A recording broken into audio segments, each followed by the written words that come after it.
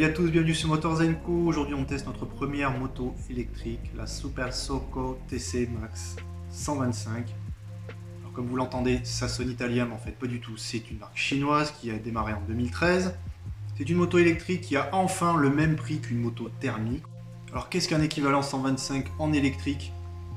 Concrètement on parle d'une puissance de 5000 watts. Ouais, moi aussi ça me parle pas trop. C'est là l'intérêt d'un essai routier, vous le verrez tout à l'heure. Qu'est-ce qu'on peut dire en deux mots sur cette marque? De mon côté, j'avais déjà repéré 2-3 modèles en 50 cm3 que vous avez donc sur ma droite. Et la marque a décidé de passer à plus gros en proposant ce modèle que vous avez à gauche. Reste à voir si le marché est prêt pour ça. L'avantage, c'est qu'il n'y a pas vraiment d'équivalent, il n'y a pas vraiment de concurrent. Et comme je le disais, à ce niveau de prix-là, même si c'est chinois, ça mérite au moins qu'on s'y intéresse. Pour ce qui est des éléments principaux, notamment le moteur, on a un moteur Bosch brushless. C'est quoi brushless? Regarde sur internet. Moteur brushless, c'est un moteur sans charbon. En clair, c'est un moteur qui est performant, qui est censé ne pas s'user. Là encore, on pense coût d'entretien, coût d'utilisation. Pour ce qui est de la batterie, là encore, bonne surprise. C'est un fournisseur qui est commun avec Apple. C'est le même fournisseur, c'est ce que je suis en train de dire. Alors, est-ce que c'est une bonne nouvelle en termes d'autonomie? Ça, pareil, on le verra. Je tiens à préciser que le modèle que j'essaye aujourd'hui, c'est un modèle de pré-série. Ce n'est pas une version définitive. Et justement, grâce aux commentaires que vous allez laisser dans la vidéo et aux commentaires qui ont déjà été laissés par ceux qui l'ont utilisé, la marque est en train de faire quelques petits correctifs. Le modèle de pré-série a quand même beaucoup bourlingué. La batterie est déjà un peu fatiguée. Rassurez-vous, les batteries sont garanties 2 ans, comme la moto évidemment. J'ai vu sur le site officiel de la marque que la durée de vie de la batterie est donnée pour 100 000 km. Je demande à voir. Pour ce qui est du temps de charge, il faut compter à peu près 8 heures. Ça tombe bien, c'est ce que je dors à peu près par nuit, donc ça colle. La vitesse max, la vitesse max. J'ai pu la vérifier. Vous allez être surpris. Je fais exprès de rien dire. Le poids annoncé, on a 93 kg, ce qui est plutôt raisonnable, surtout par rapport à un 125 traditionnel thermique, qui tourne en général autour de 100-120 kg, si je dis pas de conneries. On a un couple annoncé à 180 Nm. J'adore ce genre de chiffre parce que ça me parle pas du tout. Vous allez voir que pendant l'essai routier, c'est assez surprenant. On a 3 modes de conduite, le mode 1 qui est éco, et le mode 3 pour avoir le maximum de la puissance. Pour ce qui est du coloris, l'avantage c'est que vous avez le choix entre noir ou noir. Bon bref, assez parlé, on fait le tour de la moto. Bon déjà quand on s'approche, première chose à dire, c'est que c'est du jamais vu. Personnellement ce style de look je ne connais pas. J'aime beaucoup ce cache-moteur qui ne cache pas vraiment un moteur finalement puisque c'est un moteur électrique. Vous remarquerez la petite partie en bas, alors je sais pas si ça sert vraiment à quelque chose. On dirait presque un réacteur d'avion. Alors peut-être que c'est la partie refroidissement du moteur. Un joli phare à LED. On a des clignots à LED aussi. J'aime beaucoup et c'est en option, c'est les fameuses jantes à rayons. Sachez que la version de base est fournie en jantes en bâton. On a une fourche inversée et ça c'est plutôt pas mal. Vous verrez ce qu'elle donne dans l'essai routier. Pour ce qui est des étriers, tiens, ça vous dit rien ça LBN? Eh ouais, comme chez Mash. Bon là je suis obligé de vous le dire, hein, les freins ils mordent, laisse tomber, ça mord très fort. Pour l'arrière on a un mono-amortisseur qui lui aussi fait très bien le boulot, l'ensemble est assez équilibré. Pour ce qui est de la plaque, franchement je trouve que la mettre en valeur, c'est pas forcément une très bonne idée. Après là on est dans l'esprit scrambler, vous voyez, avec la poignée derrière. Avec ce petit garde-boue qui vient bien au ras, le feu qui est très très bas. Bon, il y a un look, il y a un style, il y a quelque chose. Mais c'est vrai que la grosse plaque, c'est pas le top. Pour ce qui est de la transmission, évidemment, c'est une transmission automatique. Donc vous voyez cette grosse couronne et cette grosse courroie. Alors je vous cache pas qu'elle fait un bruit un peu spécial. Ça pareil, vous le verrez dans l'essai routier. Le bras oscillant est plutôt joli. Là pareil, hein, c'est plutôt bien fini, je suis assez surpris. On a de belles pièces, les repose-pieds sont sympas. On a même une béquille qui est sympa. Bon, on va pas se plaindre, ça part bien. La selle, parlons-en brièvement. Bon, c'est un Sky, évidemment. C'est un petit peu ferme, mais c'est pas inconfortable non plus. Le tableau de bord, et ça, c'est ma partie préférée. Regardez-moi ce joli bouton Power, on a envie d'appuyer dessus. Regardez la finition. Je rappelle, hein, pour un 125 qui a le même prix qu'un thermique. Vous voyez ce bocal de frein, là, qui est plutôt bien joli, bien fini.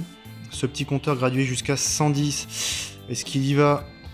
Suspense, vous verrez ça dans l'essai. Le range, c'est la puissance de la batterie. Le petit 1, c'est le fameux mode que vous avez là. Le mode 1 Eco, le mode 1 Eco, le mode 2 normal, le mode 3 full puissance. Ici, vous avez le coupe-circuit. Ça, c'est quoi ça? Ce petit bouton-là, il sert à rien. Si, je vous jure, c'est vrai. Pour ce qui est des rétros, on est dans le classique. Dans le rétro, donc. La position de conduite, vous l'aurez remarqué, le guidon est plat. On est très penché sur l'avant. On verra ce que ça donne en roulant. En tout cas, ça a de la gueule. Après avoir fait le tour, finalement, sur la qualité perçue, pour l'instant, je suis pas déçu. On a de belles pièces qui sont bien finies, bien usinées. J'ai pas vu de plastique trop moche. À voir comment ça vieillit dans le temps. Il faut laisser sa chance au produit. Pour l'allumer, on a là. La batterie s'ouvre comme ceci. On ouvre le coffre. Ici, on a le petit rangement. Il y a un petit système autobloquant, on met la clé juste ici et après on tire. Ici, on a le petit bac de rangement pour mettre ses petits gants et ses clés, ce que vous voulez, le téléphone. On va peut-être aller essayer maintenant.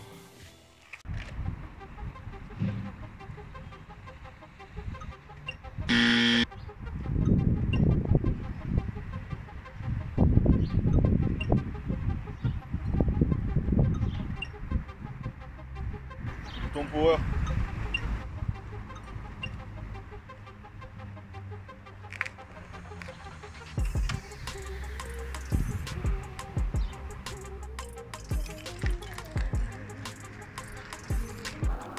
On sait bien, j'ai pas fait 3 mètres là déjà, j'ai l'impression d'être sur une autre planète. Bon évidemment, hein, c'est une automatique. Les freins sont devant. D'ailleurs, il n'y a pas de pédale tout court. C'est un peu chelou, mais bon, on s'y fait vite. Hein. On a une position de conduite qui est un peu chelou. On est vraiment sur l'avant. J'ai les bras très tendus. Les jambes en arrière, bref. Un peu café racer. Bon, l'avantage, c'est qu'on peut contempler un petit peu le tableau de bord. Le bocal de frein. De toute beauté. D'ailleurs, il y en a deux, et oui. Ça sert à rien de chercher le frein, tout est devant. Il n'y a pas de pédale d'embrayage non plus, hein, puisque c'est de l'automatique. On a ce beau guidon droit, c'est le moins qu'on puisse dire. Ce joli tête de fourche. Fait pas de la peine en tout cas cette fourche. L'assise est très ferme. Bon, vous l'aurez compris, hein, c'est pas une routière. C'est pas fait pour se taper des kilomètres. Venons-en au fait, le moteur. Bon, ce qui est bien, c'est que la puissance elle vient tout de suite au feu rouge, c'est génial. Par contre, comme c'est une catégorie type 125, c'est pas fulgurant non plus, vous risquez pas de vous retourner, tant mieux. Hein. Moi je vois ça comme une moto pour aller bosser, donc ça suffit amplement. En tout cas elle est hyper légère, les 93 kg là, moi je le crois, hein, on a l'impression d'être sur un vélo. Alors la moto est très basse, hein, c'est un tout petit gabarit.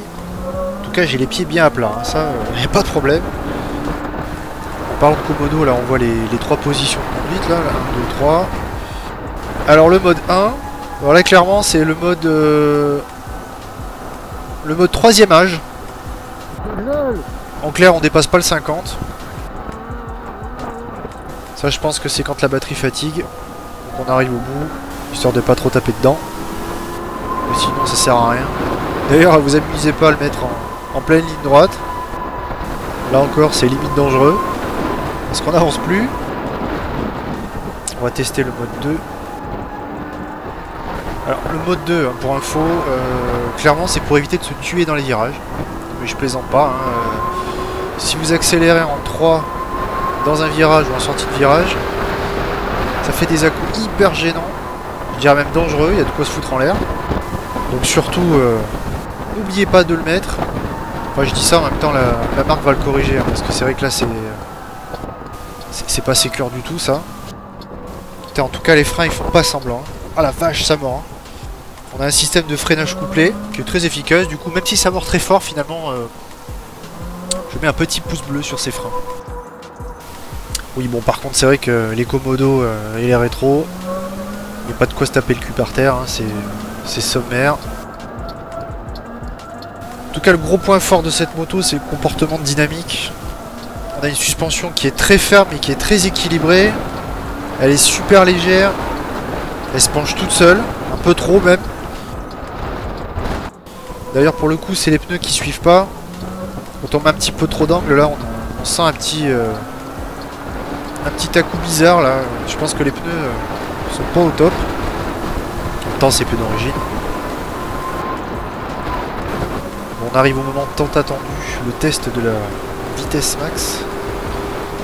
Alors le constructeur annonce autour de 90-100 km/h, je sais plus, peut-être même 110. C'est le moment de vérifier. Ah ouais d'accord, bon là je passe pas le 80, c'est même pas la peine. Ah ouais là on est en descente, ça y est là, c'est parti. Wouh, 95, wow. Bon, pour moi c'est clair, c'est vraiment pour aller bosser tout court. Je vais faire de la ville, ou à la rigueur de la petite route de campagne. Aller sur la rocade avec ça, je vois pas trop l'intérêt.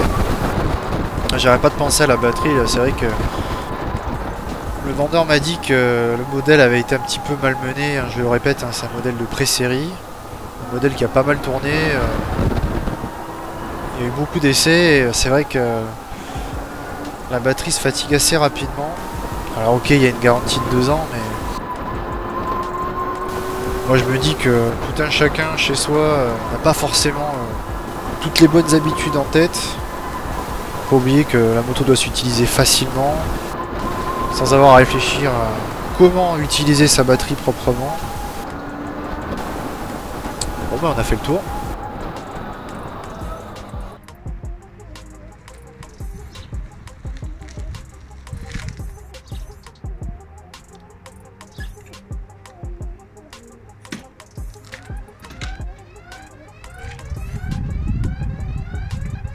Il faut enlever les clés, elles sonnent parce que vous avez mis la béquille.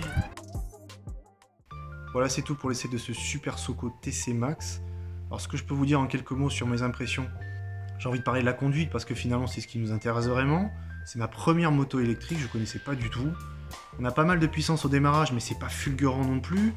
Je rappelle que c'est un équivalent 125. En tout cas on se fait pas peur même si c'est la première fois. Les 3 modes de conduite, comme vous avez pu le voir dans l'essai, m'ont un petit peu dérangé parce qu'ils sont pas très équilibrés. Je vous cache pas que la marque est déjà au courant et va faire des correctifs. En tout cas, ils ont proposé des mises à jour pour corriger la cartographie. Le mode 1 bridé à 50, personnellement, j'en vois pas trop l'utilité. Le mode 2 est super pratique, surtout dans les virages, car en effet, le mode 3 donne de méchants à-coups dans les virages si on a le malheur de lâcher l'accélérateur. Donc en clair, sur la ligne droite, je suis en 3, je tourne, je suis en 2, et bah, le 1, je m'en sers pas. Pour ce qui est de la partie cycle, c'est très bien équilibré. C'est un peu ferme, mais c'est pas abusé non plus. On a un freinage de mort. Je dirais même qu'il est surdimensionné par rapport à la machine qui fait que 93 kg. En tout cas, on s'arrête bien, il n'y a pas de souci. Pour ce qui est de la vitesse de pointe, vous l'avez vu, c'est un petit peu décevant et un petit peu aléatoire. Là, pareil, je précise, c'est un modèle de pré-série. Qui plus est, un modèle qui a tourné déjà depuis 1 an. On oscille entre 80 et 95 km/h. Est-ce que c'est suffisant pour un 125? On va dire que c'est dans la moyenne basse. En clair, c'est très utile pour aller bosser, mais ça s'arrête là, selon moi. Pour ce qui est de la position de conduite, c'est très surprenant, on est très sur l'avant, les bras tendus. La marque a déjà tenu compte de cette remarque et va faire des modifications. Je vous cache pas qu'au bout de quelques kilomètres, c'est pas très confortable. D'ailleurs, vous aurez remarqué que la GoPro filme un peu vers le bas, je m'attendais pas à ça, mais j'avais pas le choix, j'étais penché. Pour le reste, selon moi, c'est une très bonne surprise. Encore une fois, on n'a pas de vilaines pièces, on a de beaux ajustements, on a un look vraiment à part. La finition est vraiment propre. La seule zone d'ombre finalement c'est la durée de la batterie. On compte bien sûr sur la garantie de 2 ans. Est-ce que ce sera suffisant? Est-ce que vous, ça vous suffit? N'hésitez pas à le dire en commentaire. En tout cas, avis aux futurs propriétaires qui verront cette vidéo, n'hésitez pas à donner votre avis. Pour ce qui est du feeling par rapport à un modèle thermique, là encore je suis pas dépaysé.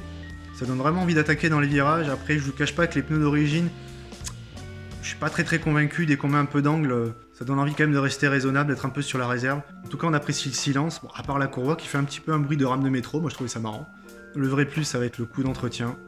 Voilà, j'espère que cette vidéo vous aura été utile. Encore une fois, un grand merci au magasin Étranger qui nous a prêté ce modèle. N'hésitez pas à laisser votre ressenti en commentaire, à lâcher un petit pouce bleu, à vous abonner, la petite cloche, tout le tralala, vous connaissez la musique.